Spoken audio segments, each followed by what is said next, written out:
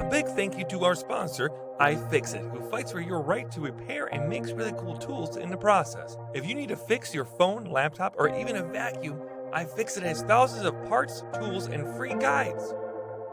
Mercury, Mercury Stardust. She's a beacon of hope in the darkest night. Mercury, Mercury Stardust. She'll teach you how to make it all alright.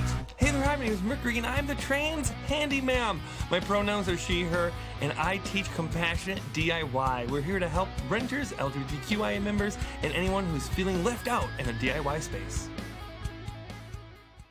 Hey guys, gals, and non-binary pals, thank you for joining us on this wonderful episode of the Handy Ma'am Hotline. As always, I'm joined by my co-host, Maggie Conrad. Hey, everybody. Yeah, Maggie. Woo! The crowd. Full stadium this time. Yeah, it's a full stadium. Honestly, it kind of scared me. I was like, oh no. The crowd is too happy that Maggie is here.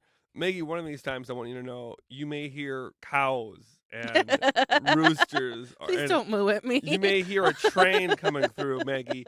The audience is just so obsessed with you that their vocal noises change all the time now.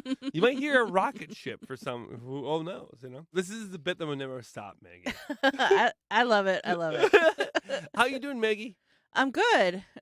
Yeah, I am excited for today's podcast. I feel like it's been so fun having somebody else like going through the voicemails and text messages and picking them for us. And Yep. Basil and Ray have been doing an amazing job. So it's always interesting to see what they come up with. Yeah, And I love it.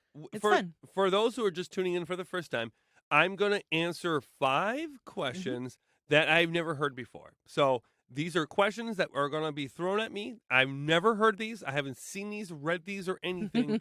And I think all of these are going to be text messages that we got through our Handy Ma'am Hotline. Yeah, so we will be reading them. If you want to ever get information from us, the best way to do is call us and leave a voicemail at 608-205-8768. Oh, that's 608-205-8768.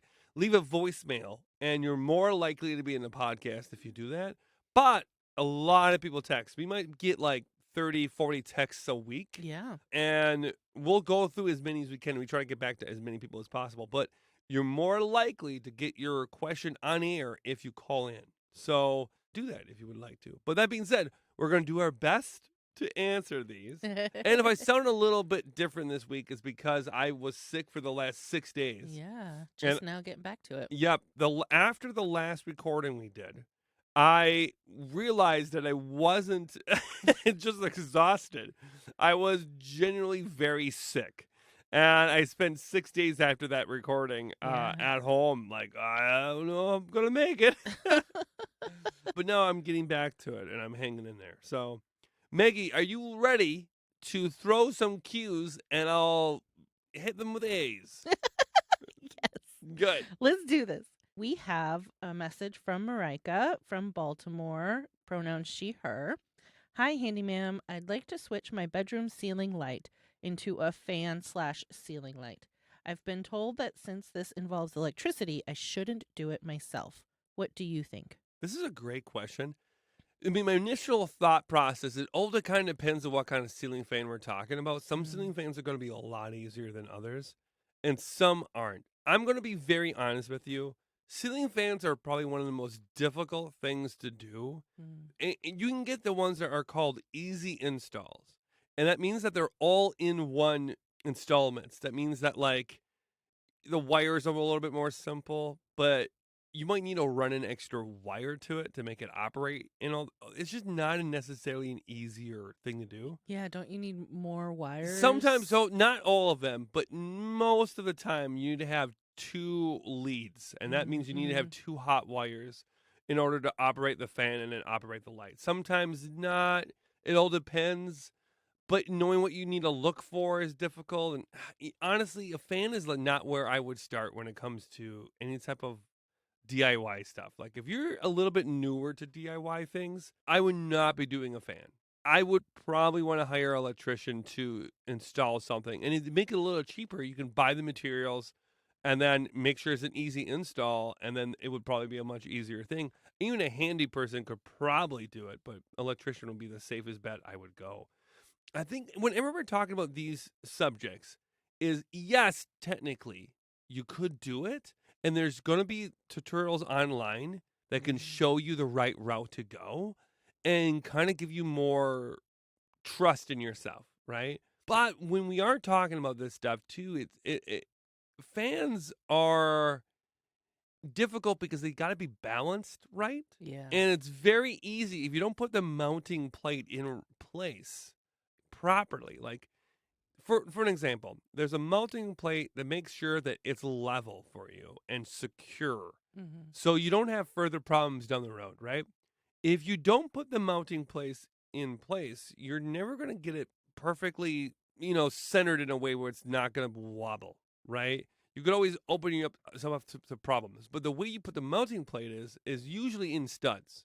Oh, sure. But if there's not a stud available, or you got to put a backer in the ceiling in order to put it there, and maybe sometimes I've seen people just put a block of wood there on top of the drywall and then hide it underneath the plate of the fan, and it's just riding off this block of wood that's riding off the drywall. Oh, yeah. Oh, I've seen that a lot. That is like, yeah, I thought about the electrical wiring, but I didn't even think about like the weight of the ceiling fan, compared to a ceiling light. Yeah. it's a little frustrating, the lack of, because you got to understand too, is that the lower that the fan is, if the fan is one of those that has the base isn't that high to the ceiling, if it comes down a good amount, that means it's going to naturally wiggle more too. And it's farther away from, I don't know what you would call this, but like it's almost like a pitch. Like it's farther away from the ceiling, so therefore when it's making a momentum away from it, it can easily wobble more because there's nothing there to kind of support it. It means it's farther away from its actual support. The farther down it is, essentially, the more you're going to naturally wobble.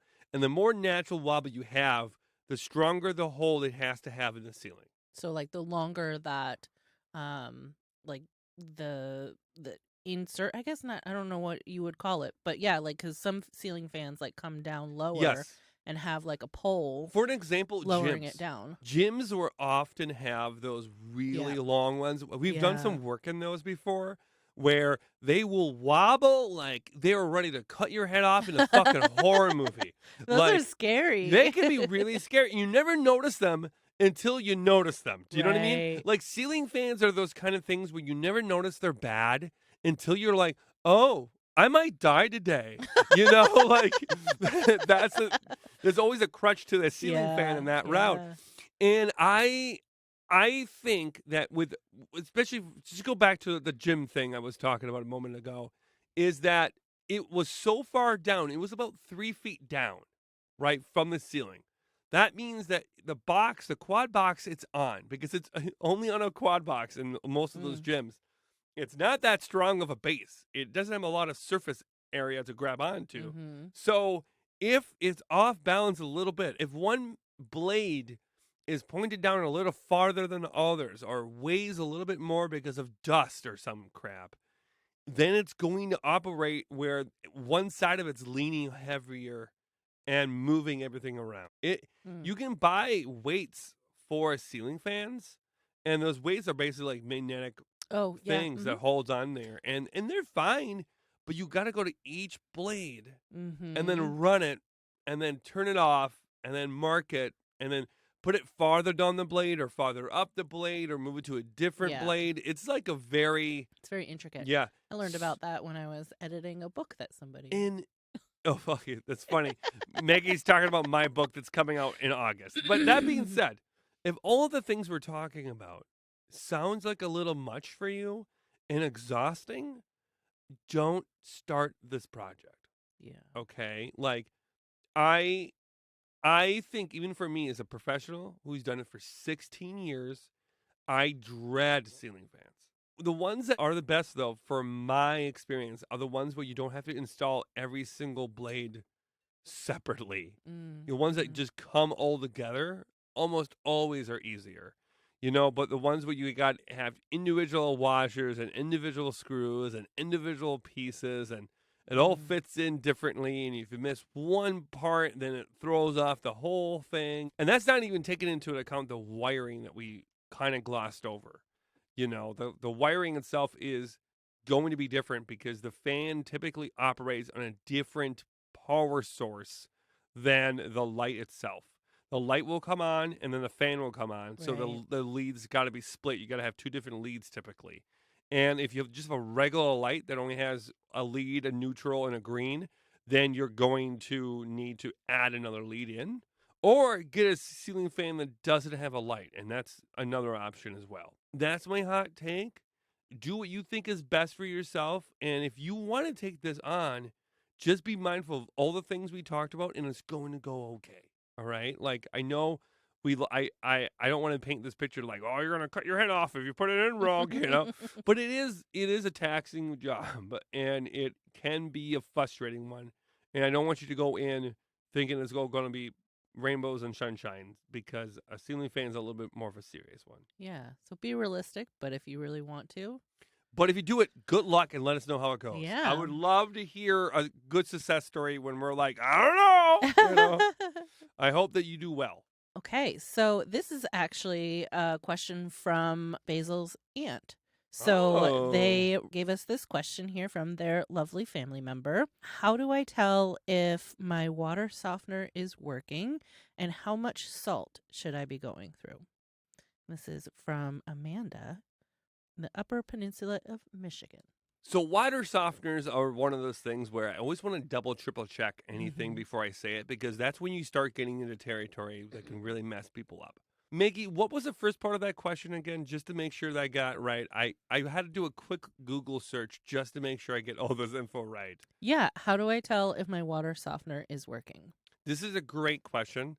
In Wisconsin, Maggie knows this, who she came from Austin, Texas, right? Mm-hmm. So Maggie knows this now. Everywhere in Wisconsin, we got water softeners, right? Like Yeah. we are water softener up the wazoo here in the Midwest because our water is so naturally goddamn hard, right? A lot of calcium buildup, a lot of lime buildup. So we have a little bit harder water than other areas. So if we didn't have water softener, we never have water never come out of the damn pipe, So that being said, how do you know when it's working? Boy, you can feel the damn difference. That right off the bat, that is like the first thing that you'll know.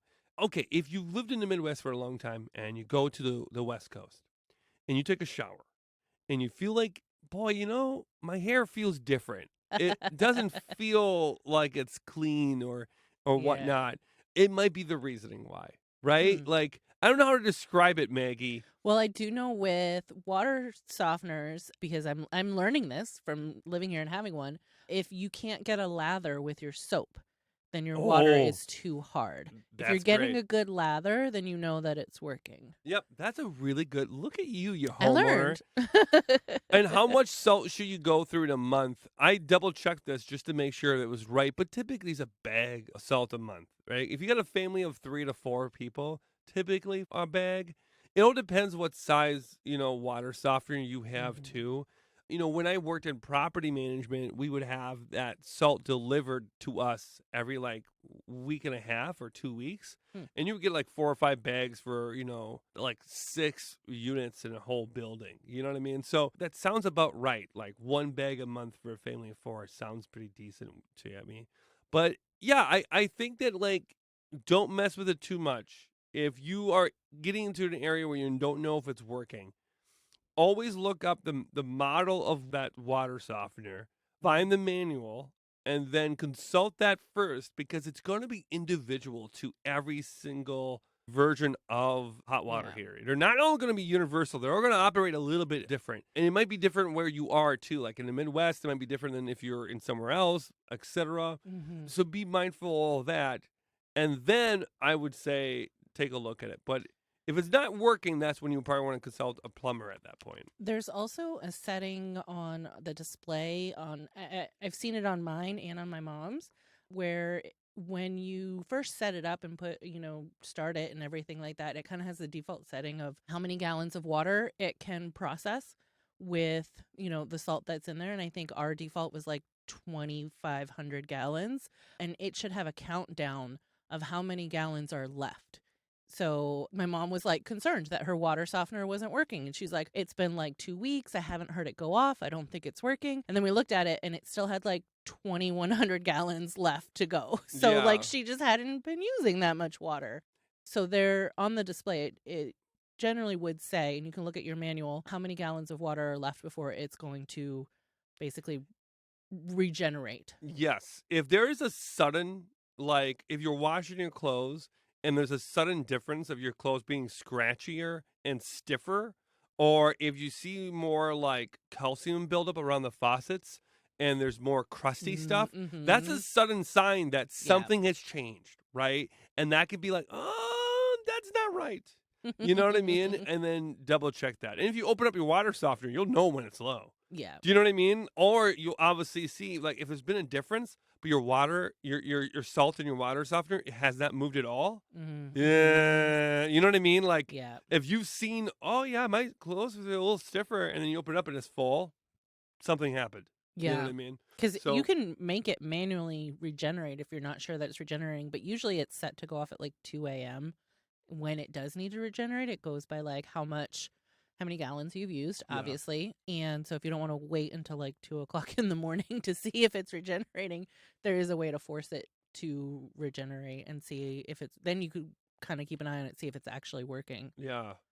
I hope that answered that question real good. I thought we answered that like pros. Yeah. Like maybe I feel like I actually had something to share I because know, we I literally love it. just went through this with my mom. Maggie is, for those who don't know, I'm not a homeowner. I'm a renter. So I've been a renter for I've been a renter since 2006, 2007. So I've been a renter for 16 years now in tropical Madison, Wisconsin. And I don't know what it's like to be a homeowner. I lived on farms and I lived in a trailer park. And, you know, I've lived in a home. I've done all those things as a kid. You know what I mean? So I don't always know the answer that other people have. I've always fixed other people's property rather than fix my own property. So Maggie's always filling in the gaps, and I really appreciate those. I'm glad I could help. Yep. Maggie, you filled my gap so good. Let's ask. let's get to that third question, Maggie, really quickly. I can't see. I'm laughing too hard. Okay, this is from D, pronounced they, them, from Virginia. Hi, Mercury. I'm a bit of a handy queer myself. I frequently find myself in an awkward place when I'm advising someone on how to make or fix something, but I don't know their background and experience with tools. I often feel caught between not wanting to be condescending or splainy, but also not wanting to speak too broadly or overwhelm someone if it's something they know nothing about. Any advice on talking shop with folks respectfully before knowing where they are in their tool journey? Thank you for the time and love you. D in Virginia. D, this is one of the most beautiful questions. I want more people to think this way when they have this knowledge. Do you know what I mean? Yeah. Like, I think it's healthy to view this stuff as like you're an ambassador of knowledge rather than you are a wine taster. Do you know what I mean? Like, okay, for someone who grew up, you know, in a poor middle class family, and, you know, my family went bankrupt when I was a kid, right? So, like, when I've gone into fancy situations and someone is talking about wine, it's like I have no idea what they're talking about, but they're not interested in bringing the knowledge to me in a digestible way. Do you know what I mean? Yeah. It's like they're instantly talking down to at me. you. Yes. And I think that this happens sometimes with terminology when we're talking about tools. If you've ever watched my videos, you'll notice that I say thingamajig or I say this, you know, this doohickey, or I don't care about the terms. And I think it takes the edge off when there's a lot less to learn around the actual thing you want to learn, right? So when people, when you're talking to someone for the first time and you have no idea, allow them to lead the discussion with this stuff. Like, they're going to indicate very quickly if they don't know something by the terminology they're using, by the way they're describing the tools. And then you can always be like, well, you know, this is actually how I did it. I did it this way. You know, I did. You see what I'm saying? Like, it's about, instead of saying you should or you could, You're saying I did or I have. You're welcoming them with the knowledge you have, but you're taking it off of them and you're putting it on yourself and saying, I have this experience if you're willing to engage me with this knowledge. If you don't want to, I won't. You know what I mean? Like you're in a very non-aggressive way, acknowledging that you do have the materials in your back pocket. But I'm not going to sit here with a wine bottle and, a fancy glass and not explain to you why that glass is designed that way. You know what I mean? Yeah.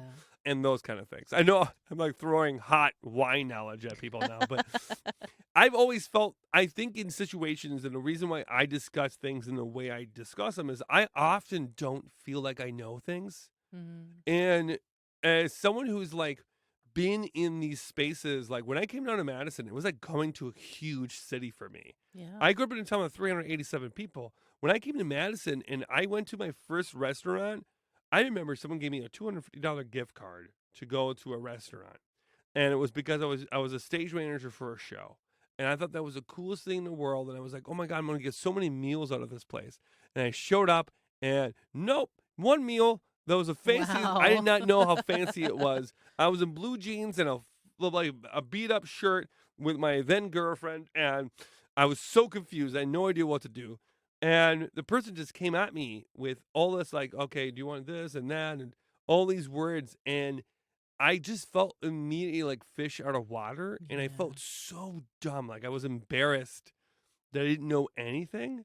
And a lot of those experiences have shaped how I view distilling this information. Yeah, how you teach. And I think that, like, remember that about knowledge you don't know. Like, if you're great at this stuff, D, if you're really smart at tools, there's going to be something you're not great at, right? How would you want someone to talk to you about, like, biology or about, etymology? Did I say that word right? Entomology. Did I say it right? I don't know what we're. What is entomology? What is that even? I don't even know. It came to my I mind. think entomology is the study of bugs, but there's also like etymology, which is the history of where words come from. I don't I think I got those right. Maybe I mixed them up, but maybe that's I backwards. was thinking about Matt's shaking his head. Yes. I was thinking about an episode from Community that was entitled Etymology, I think, and that's why it came out. Oh boy. D, what I'm trying to big say. fancy word that not a lot of people know. D, what I'm trying to say is I'm sure there's something in your life you're not great at. And however you are spoken to that you don't like, when people speak to you that way, proceed with your education in a way that will make you feel comfortable about that topic, right? Mm-hmm. And that can do wonders. And then you can figure it out what works best for you. Because the way I teach and the way that I offer knowledge might not be perfect to the way that you can offer that knowledge, right? But the best advice I can give is be open to people to present with what they don't know and don't assume they don't know anything, right? I always assume that people have a basic knowledge. And as they're presenting me with what they know and just casually talking, they're going to reveal the things they don't know. And I can always kind of guide them in the way, but then I might ask. I might just ask at some point, do you want a little bit of help there? Or, do you want to know what that means? Or, I actually have experience with that if you would like me to help you. You know what I mean? Like those kind of things. And you're offering it up. But I always say no pressure. There's no pressure. You don't need to know this. And I like to undercut the thing with, I don't really need to know it. As long as if you want to know, you can know. But there's a lot of things in the world I don't want to know. Like how to properly load a dishwasher. People have taught me. I've been taught by my wonderful friend, Renda on TikTok, like 5 times. I've been taught by my spouse, Zizi. I've been taught by so many people in my life how to load a dishwasher. I still do it wrong. You can tell me how to do a bunch of things, and I'll just naturally do what I think is right every time, and I'll forget what I was told. So, you're only going to teach people so much. Don't go in trying to be perfect. I used to be a teacher, and that's very similar to my style. I think that's why you and I get along so well. What would your advice be to this, Maggie? Like, as a former teach? Yeah, I mean, honestly, like what you said in the beginning, just to let them lead the way and ask a lot of questions and really just try to fill in the gaps of their knowledge versus trying to disseminate like all of your knowledge. right? Like, because if you can ask questions and figure out where their gaps are, what they may be missing, and then you can just kind of fill that in. Yeah, you're a regular Mr. Connor. Strike one. Does anyone get that reference? No one gets the Mr. Connor reference? Mr. Connor, You know what I'm talking about? I feel like I should. No, there was that show that John Travolta was in the show back in the 70s. And the teacher I think character. you're talking about Mr. Carter. Strike two. Is it Mr. Carter? Yeah. Oh, thank you, Mr. Carter. Strike Yeah, three. I You're think up. it might be Mr. Yeah, Carter. That sounds Okay. like it sounds familiar, but a little bit not. Oh, let's just go to the fourth question. Let's just go to the fourth one. Abort. You did a great job, though. Oh, thank you. Okay, this is from Tanya. She, her, and she lives in Madison. Oh, Hi, Mercury. I'm by Tenny Park, and I've got a question for Oh. your podcast. okay. My bathroom sink has a little metal pull tab behind the faucet to open-close the drain. That little fucker came right out when I pulled it, and now my drain is stuck closed. Help and thanks. Tanya, you're killing me. I had to pause for a second. Should I read this? What makes me laugh about it is because there's been a lot of times in my life where I've done things like that, Mhm. and my instant response is "you little fucker" every time. Okay, this is a great one, Tanya. Thank you for asking this question. So that little pull tab, if you look underneath your sink, will have typically they're all a little different, but there'll be like this long extended rod that is then connected to another rod that is then connected to the stopper inside your sink. I have videos on this on TikTok if you need to have like an actual visual. If you go to my how-to playlist, there's an actual sink stopper video in my how-to playlist. Or just type in sink stopper Mercury Stardust and you should pull it right up on TikTok or Instagram. But that being said, you can look it up and see that there's this tab that's going down into underneath the sink. And then there's another one that's attached to it that has a whole bunch of eye holes in there. Yep. And the eye holes are like you're gonna put the rod right through the eye hole somewhere, right? The tab sometimes has eye holes on it. It might all depends on what angle it is. I'm gonna just assume the tab that you have does not have any eye holes in it, and that one is going into another one that has eye holes. And there's a little screw that you tighten it up, and then there's another rod that comes out from underneath the sink assembly into the eye hole. Am I right, Maggie? Yes. Am I explaining this in a way It's that hard works? to explain, but you're Okay. doing a good job. It's kind of Okay. like a pulley system, but instead of the wheels, it's just rods attached to each other, Okay. and they all I'm move together. gonna explain this in a different route. Okay, this is what I'm gonna use. But I want Um, everybody to know that she's been using her hands to I'm- very delicately yeah. demonstrate Okay. the length and shape of these things. We are gonna say the tab is a pencil. Okay, is a pen. It's a pen.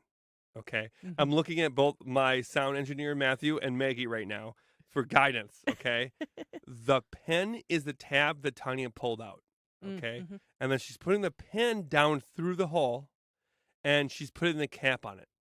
Okay. Now, on that cap, there's a hole. And you got to get a rod through that hole. Now, when you pull the pen up, right, that rod is going to go up and down. That is the mechanism that then causes the stopper to go up and down because that rod is attached to the hole underneath the sink stopper. Mhm. Does that make sense? That The pen and the cap helps me visualize it. yeah, more. because yes, because I know what they look like, yes. right? And I think that more closely matches. Yeah, this is why doing a podcast about this subject matter is like It's Jesus so Christ, it's interesting. so hard. Gotta find the right words. But Tanya, okay, so this little fucker, all right, is the pen that you pulled right out, and the cap underneath there is probably still attached to the system. Mhm. You might only got to put the pen back through the hole, essentially, Tanya, and then put the cap back on, and then tighten the screw. And you might have to change the height of it because, unlike a regular pen cap, this pen cap is hollow and it has no like actual top to it. It can go all the way up and it can go all the way Mhm. down on your pen. So you'll have to find a right sweet spot to make the mechanism do what it's want. If that does not work, another problem that may have happened is the rod that's in the hole inside of the sink assembly is out and not in the hole anymore of the stopper, because stoppers will have a hole in the bottom of them that Mm-hmm. and rod goes through, right? And once again, if you look up, sink assembly stopper mechanism on Google, you'll get a whole diagram of what this looks like, Mm-hmm. and hopefully anything I just said makes sense. I feel like I was trying to paint a picture in someone's mind. Yeah, exactly. And I don't know if I did a great job. What do you think, guys? Do you think I did a good I job? mean, I think your words matched the picture in my head. Okay. Especially the second time around, for yeah, sure. I think that There's just a lot of moving parts, and you just It got to make is. sure all the parts are connected again. and they're not all the same, but now that you said it, is 1, 2, 3, 4. There's 4 moving parts. Yeah. So you have again the little tab going into another mechanism, which goes into another mechanism, which Yeah. then pushes the The stopper up. stopper. Yeah. And the stopper sometimes will have 1 hole, sometimes will have 3 holes. And it's all about adjusting it. And I got to tell you, this is kind of like that stupid fan that we talked about earlier in the episode, how there's a lot of moving parts in there. And the more moving parts you have, the more headache you have. Get yourself a good pillow and put it on the rim of the cabinet, like the sink cabinet that you're on, and get another pillow, like old pillows or old blankets, and use them to comfort you when you're on your back looking up. Yeah. Because that ridge of where that stupid cabinet is, I actually have an old pillow that I had down here in the shop right now, Oh, because really? I've used that pillow in so many jobs. I would put it in the back of my car when I would go to jobs. I would grab this beat ass, ugly ass, dank pillow. So you can lay on your back Yeah. under the sink.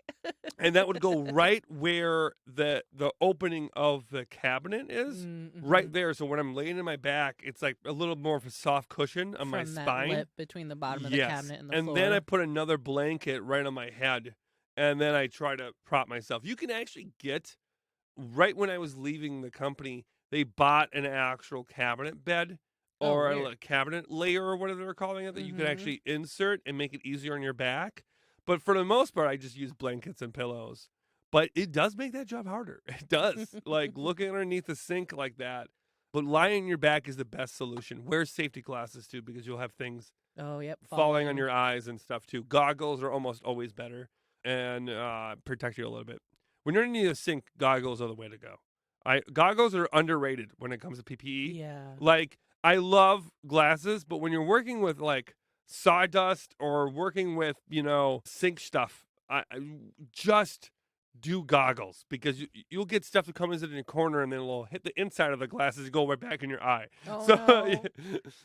anyways, okay, cool. I think I answered number 4, right? That was great. I Yeah. did a very good job. Okay. Very good. I did- Painting those pictures with your words. you know what? It's like a movie in your mind. Matt, this is where you add a sound effect of like fun stuff, and it's like a movie in your mind. Woo! Sorry. Too much fun. Too much fun with sound in your ears. I hope whatever Matt just did sounded really good. Or Matt didn't do anything. He's shaking his head. He's like, no, I No, procrastinated. that's all on you. I procrastinated and waited too long. We didn't do anything with that. Okay. Final question is from B, she, her, also in Madison. Oh. Greetings, Handy Ma'am Hotline. My phone corrected hotline to holiness, and I questioned keeping it.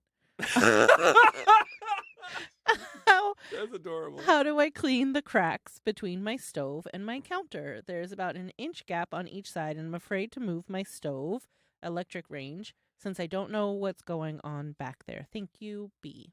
This is a really good question, and they actually make fillers. Oh, mm-hmm. They make fillers. What Yeah. are they called, Maggie? Do you know what I'm talking about? Oh, They make those little crack fillers between the range and the cabinet. Now, you got to make sure they're like heat resistant and safe, though. I think I've heard Renee it's from a stove gap filler. Stove Gap filler. Mm-hmm. I think I've heard Renee talk shit about these. I don't know for sure, but I'm almost positive Renda has a video or something on this as gap filler. But how do you clean that? Honestly, I don't know a great solution other than preventing it from happening. And Mhm. then if it's all about getting crusties, I don't know, Maggie. Is yours a solution as a homeowner I that you would mean, throw at me? would you say that you would feel safe moving it? Because I know that she said she doesn't, but honestly, that would be my go-to, is going ahead and pulling it out a little bit. Because there's Yeah. usually, in my experience, there's wiggle room behind there with all the It, connectors. it, You it, just got to go slow. it and- depends on what kind of oven you got Yeah. and how much room you have in your Yeah. actual kitchen. Sometimes your damn kitchens are designed so Mm. damn tight that it is Mhm. like every time you move it, talk about renovating your kitchen, you know? But yeah, theoretically, you should be able to just fine to move it. And then I would say correct the ship. You know what I mean? Like if Mhm. you can move everything, get a nice, good, deep clean, something that makes you feel comfortable and it makes you feel like, oh, my space is mine now again. And then put the gap filler in. I think that's the way to go. The more I say gap filler, the more I'm like, I think Renee is really against these for some reason. She's I'd be curious an to know. appliance technician, and I believe. Yeah, want to look this up for me, Maggie? Put in gap filler Renda on TikTok, and just see if Renda has any good suggestions. I can also message her, and she might message me back too. But that being said, I would try a gap filler though, and make sure that it is heat resistant and oven safe, and it should be okay in theory. You know. Yeah, I don't think she has a video Okay. on that right now. Yeah, I think that those kind of things helps a lot. I like those the gap fillers for my car have been a game changer too. You know how like right next to your seatbelt lock, you have that gap? Mhm. I got Yeah. gap fillers. Really Changed my life forever. nice. I got my my recliner at home for my couch, right? Got Mhm. gap fillers for that. Game changer. Get yourself you know what? Every time there's a gap in your life, you fill it. You fill Fill it with that something. gap. Yeah. You see a gap, you use caulk, you fill that hole. You have another you see another gap in your life, you go get yourself a spongy weird noodle and you put that spongy real noodle right in that slot and you fill it tight. Wow, are we talking about the same thing anymore? I don't know. I just think it's funny because that's the second time we've used that phrase in an answer in this podcast. And I don't know. My brain goes to also not very PG places. You know, I love that. Fill that gap. A few months ago, when Maggie and I said, "Hey, let's do a podcast together," I told her, I really want to keep this PG so the kids Yeah. can listen to it. I was like, is this going to be explicit? Instantly, the third or fourth episode, I was like, "Oh, that fucking asshole!" Like it took no time at all for us to get a little bit of dirty, and a little bit of It's just who you are. a little bit of spicy. Yeah, it is true. Everyone always likes to relate to me to Mr. Rogers of Bob Ross, and I'm like, yeah, With a mouth. yeah.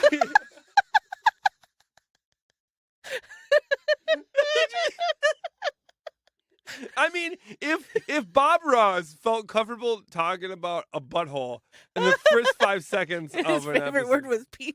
yeah. Okay, for the Sorry, for the I'm sorry, audience who does everybody. not know, sometimes my laugh is very loud. Yeah. So when we try to get levels for my laugh, often when we're doing live events or the podcast, Maggie will need me to laugh, and I can always get myself to laugh if I just say penis. It works every time, and it's always like my prep. It's like penis.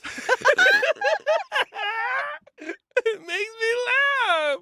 It's so funny. I forgot what the question was. I don't know. Did we answer the We question? filled that gap. We of filled knowledge. we filled that gap of knowledge. Maggie, way to come back full circle. We answered all 5 questions, and I think Awesome. we answered at least 3 of them well. And some more that people didn't want to know the answer to. I think it's important to always acknowledge this. We're learning all the time, no matter how smart you are, no matter how smart you think you are. There's always more things we can fill our brain of gap knowledge. But all of that being said, thank you so much for listening to this episode. Please call in with your questions or your text messages or your voice messages for any questions, concerns, or pet peeves you might have. Call us at 608-205-8768. That's 608-205-8768. And we're here in tropical Madison, Wisconsin, answering all your DIY needs. If you would like to also support us in all the ways, we have a wonderful Patreon, and you can support us on Patreon and listen to another extra part of this episode. And it was definitely not filmed 45 minutes before we did this episode. But it's usually 30 to 40 minutes extra every single week. Is a great way to fill those ear holes with more Mercury mouth. This is definitely a spicy episode, guys. I don't know. I'm instantly your ear holes with You know Mercury what mouth. this is? This is being cooped up in my home for 6 days. Yeah. And having no interactions with humans. And then instantly being allowed to talk in a microphone and being like, hey guys, let's talk about dirty things, you know? Like, this is the most teenage kid version of me that you can get. But that all being said, you can also follow me on Instagram, YouTube, and TikTok. They've learned all your DIY things from me, the trans Handy Ma'am. And thank you as always for supporting us. And as always, remember that you're worth the time it takes to learn a new skill. Take care. Bye-bye. If you enjoyed this episode of the Handy Ma'am Hotline, you can listen to an even longer version by supporting us on Patreon. If you support us on Patreon, $10 or more, you'll be able to get an extra long 30 to 45-minute section every single week. Isn't that amazing? More of me and Maggie. Wow! So thank you so much for all those who already support us, and you too can support us and listen to more on our Patreon. Thank you. Bye-bye.